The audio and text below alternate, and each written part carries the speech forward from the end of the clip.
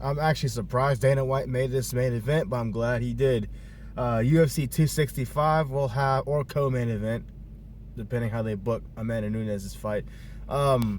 Derrick Lewis versus Ciryl Gane. I'm actually saying his name right, Ciryl Gane. All right. I see how a lot of people are counting out Derrick Lewis. They're all picking Ciryl simply because he's undefeated.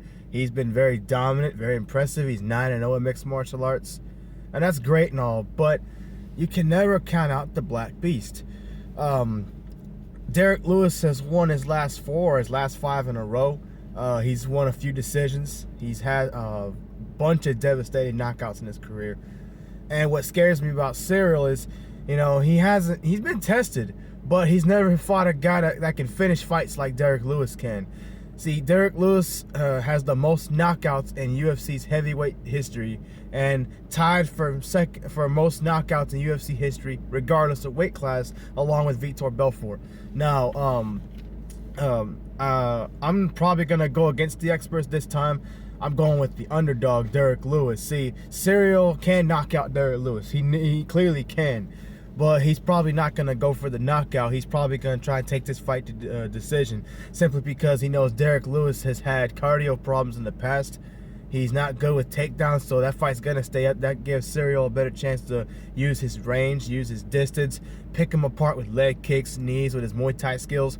So maybe some good punches here and there. But the problem with that is, even if he fights perfect, and Cyryl's not a sloppy fighter. He's very crisp. He's very accurate with his strikes. He's a very good fighter, but the problem is, even when you land punches, you're going to leave yourself open momentarily. So Derrick Lewis is going to see that at some point. See, Derrick's also very resilient.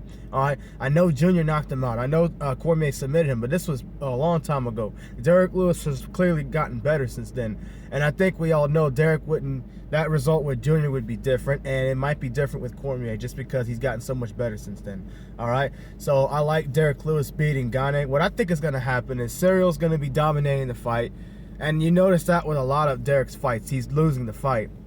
And then here comes the 5th round, and he's not going to get tired. He's going to probably leave himself open a little bit more just because it's natural during the fight. He's going to be up on all 4 scorecards coming into the 5th round.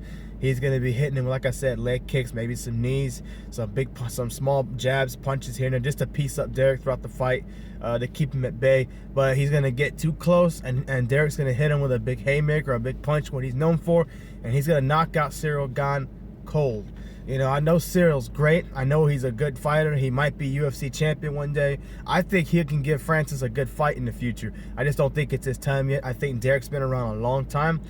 He deserves this title fight. He deserves to be an interim champ, and most importantly, he deserves to be an undisputed champion. Now, notice I said before, and I'll say it again, I'm not putting my money on Derrick Lewis when he fights Francis again. All right, I know he beat him before, but let's be honest, that fight wasn't even that good of a fight. Very crappy. People booed. When they do fight again, I think they'll fight again. Derrick Lewis still can beat Francis Ngannou just because of that big punch, and I think Francis knows that too. That's probably part of the reason why. I wouldn't say Francis is ducking Derrick. He's not afraid to fight Derrick again. That's not it at all. I just think he knows there's much less risk fighting an inexperienced light heavyweight like John Jones, because he's never fought at heavyweight. There's an easier way to beat him than it is somebody who's been fighting at heavyweight the whole time. That's just my opinion. So, again, I got Derrick Lewis scoring a late finish. He'll get a 5th round knockout, and he's going to get him. It's not going to be a TKO. I'm talking about a straight-up knockout. He's going to hit him once or twice, and he's done. It's a wrap. All right? I could be wrong. Either that or Ciryl fights a perfect fight like he's been doing, and that's the thing. He's been so crisp. Like I said, he's not sloppy at all. He's a good striker, an elite fighter. Clearly the future of the UFC's heavyweight division, if not now. But I just think Derrick deserves this fight. He's going to find a way to win this fight. And like I said, Derrick's been an underdog so many times. He's been in so many fights where he was losing the fight, and he ended up landing a big punch to finish the fight. So I think that's not going to change. Derrick Lewis by 5th round knockout. He'll be the interim champ, and even though, like I said, I know I'm not picking him to beat Francis, he certainly can beat Francis if he lands a big punch, because heck, he can beat anybody with those punches.